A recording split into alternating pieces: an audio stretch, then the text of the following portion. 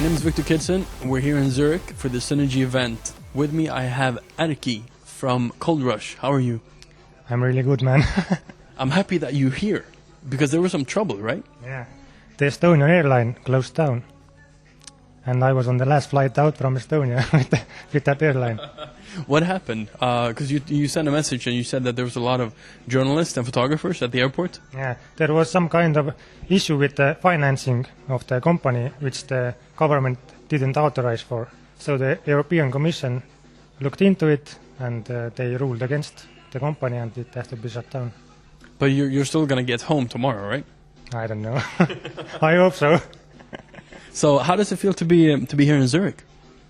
It's my first time here, of course. Second time internationally, playing gigs, and so far it's been great. You're from Estonia. What does the scene look like back home? Is there a scene at all?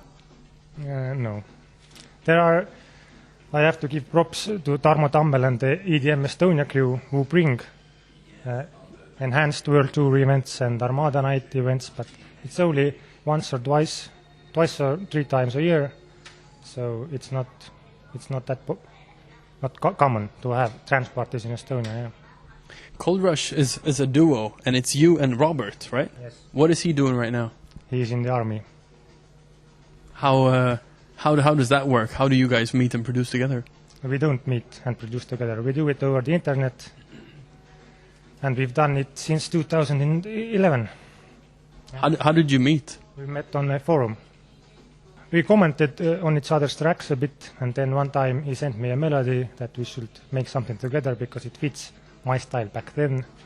We didn't produce trance back then. We made hands-up music, if you know the German commercial trance. Yeah. And we did that for a year, and then we transitioned slowly into trance.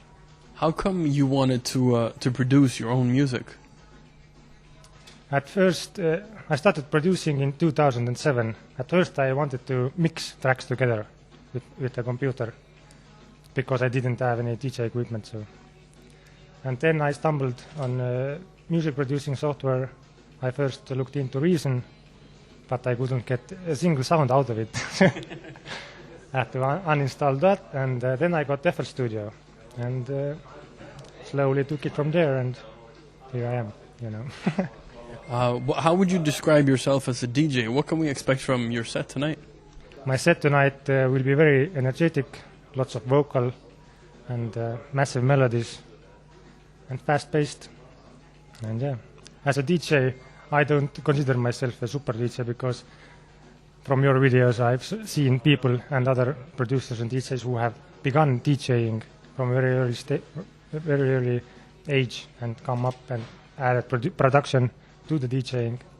But the first time I went to DJing, like on a big part, it was the Enhanced World Tour in Tallinn, 2013, and a month before I went to took little DJ school lessons for that party. And how did it feel to get up there on stage and play in front of a crowd of people? It was a warm-up set, so there weren't many people, so it was a little bit more relaxed. But yeah, it was really cool. I was a lot nervous back then. Yeah.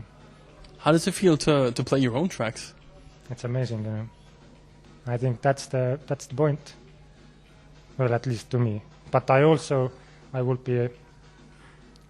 it wouldn't be right not to only to play my tracks, because our tracks are influenced by other tracks, and the other producers. So I want to play other music as well. You've been working with Kaimo K, and you actually did one of my favorite tracks for a long time, which is Angel Fly. What can you tell me about that track? We made Angel Fly, I think it was in March or something, but right before we made Angel Fly, we made the remix for Alan and Envy and Cat Eat. I wasn't the one. So Kaimo told me that we need a demo for Sarah Russell, and that eventually became Angel Fly. So I took the project, I Want the One remix project, changed the chords, the key, but pretty much everything is the same. As if you compare the two tracks, they're pretty much the same.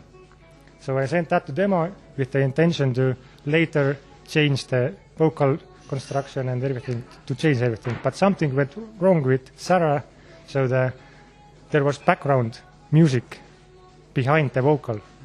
So I had to put everything exactly the same place like it was. So I couldn't change anything. So it had to be like that. It had to be like that, and I think it would have been a lot different, but it had to be like that. Yeah. What are you guys working on right now? You and Robert in the studio. Well, Robert isn't working on anything because he's busy with the he's in the army. But I finished a couple of tracks. I'm gonna play 2 today. Two brand new tracks? 2 brand new tracks. One is a collab with Mohammed El Alami from Morocco, which we made Seshega together. But this time the track is called Aviana, and it's a lot harder. It's gonna be released on Always Alive. And the other one, actually Robert he came back first time and he made a melody in like 2 days or something. And I took it and made a track from it. I'm gonna play it today also, but the melody is a little bit similar to some stuff, so I don't know how that one will go. You have a pretty wide range of genres that you produce, right? How would you describe the Cold Rush sound? At the moment, we are completely focused on uplifting, but we started with progressive mostly, yes. And then we mixed and matched and released some uplifting, some progressive. It's really fun to make progressive too.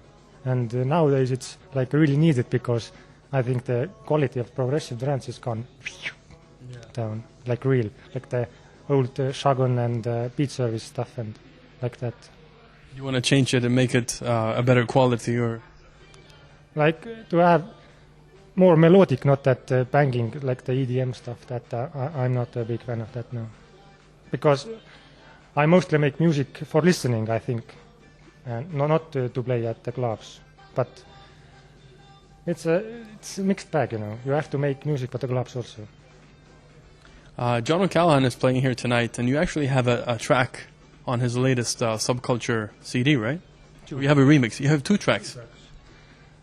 First one is the original, which John Askew requested, especially for that, because of he likes the Safe in the Sky remix we did for Lee Osborne and Roxanne Emery so much. He asked us for a track, and both of them are on the John Askew CD. How would you describe, because the Safe in the Sky remix is a fantastic remix. How do you what are your thoughts when you get a track that you're supposed to remix? Where do you start? That one we actually asked to remix from Monster Tunes, and they were really happy. The first thing is to put the vocal. Vocal has to be really the key, and you build everything around the vocal, set the chords, and I have to give massive props to Robert here because he's really good with taking the vocals and changing the chords and stuff. He has the ear for that. So basically mostly every track we start, I let Robert take a look, change here, there, and then we just go. My first thought with the Safe in the Sky remix was a lot different than what it came out to be, but I'm really happy with that remix. Yeah, it is really good, I think. You will be so safe in